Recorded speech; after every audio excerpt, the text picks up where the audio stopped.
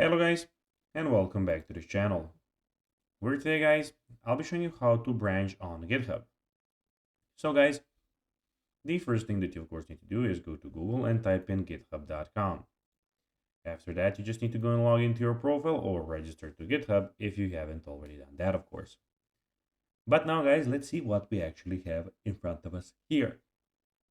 So in the top left corner, as you can see, we have the three lines where you have the home, issues, pull requests, and those sorts of things.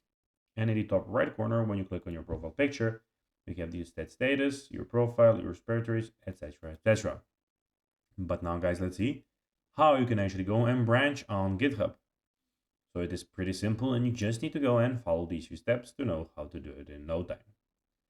So firstly, what you need to do is you need to go and create a branch on GitHub website. So navigate to your repository. So go as I see, click on mine, then go to the main page of your repository on GitHub.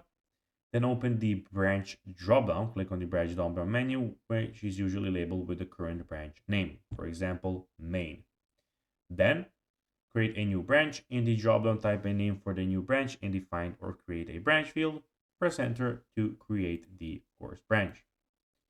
So guys, that will be everything for this video. I hope that you found this video informative and entertaining, guys. If you did, don't forget to like this video, share it, subscribe to the channel, and put the notifications on, as guys, this really helps us grow our channel.